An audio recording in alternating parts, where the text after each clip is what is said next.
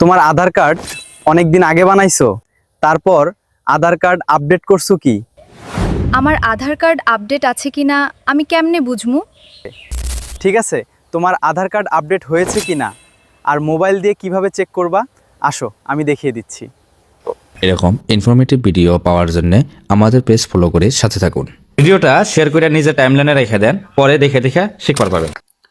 ওইটা করার জন্য প্রথমে আঙুলে যে কোনো একটা ব্রাউজারে যাওয়া লাগবো। আমি যেরকম ক্রমে গেলাম, ক্রমে যাওয়ার পরে এখানে সার্চ করা লাগবো my Aadhaar log in. My Aadhaar log in search করার পরে এরকম ধরনের একটা লিঙ্ক শো করবো, লগ ইন মাই আধার। তো এটার মধ্যে ক্লিক করা লাগবো। তারপরে এরকম ধরনের একটা ইন্টারফেস শো করব।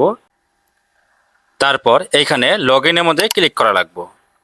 লগ ইনের মধ্যে ক্লিক করার পরে এরকম ধরনের অপশন আসবো। আর এখানে আধার কার্ড নাম্বার মাইরে, এখানে ক্যাপচা মাইরে, লগ ইন উইথ ওটিপির মধ্যে মাইরে ওটিপি ফিল আপ করে লগ ইন করে নেওয়া লাগবো। তারপরেই লগ ইন হওয়ার পরে এরকম ধরনের অপশন শো করব। আর এইখানে একবারে লাস্টে যাওয়ার পরে এই জায়গায় আধার আপডেট হিস্ট্রি বলে একটা অপশন শো করব। এইখানে ক্লিক করা লাগবো। এখানে ক্লিক করার পরে এই জায়গায় দেখাবো যে আধারটা কয়বার আপডেট করা হয়েছে। এইখানে আমি 2020-এ আধার কার্ডটা বানাইছি, আর তারপরেই আমি টোটাল 5 বার আপডেট করাইছি।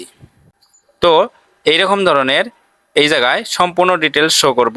যদি এইখানে খালি অনলি আধার কার্ড বানানোর ডিটেলসটাই দেখায় আর তারপরে কোনো আপডেট করা বলে এই জায়গায় কোনো হিস্ট্রি না আসে, তাহলে তার আপডেট করাটা বাধ্যতামূলক।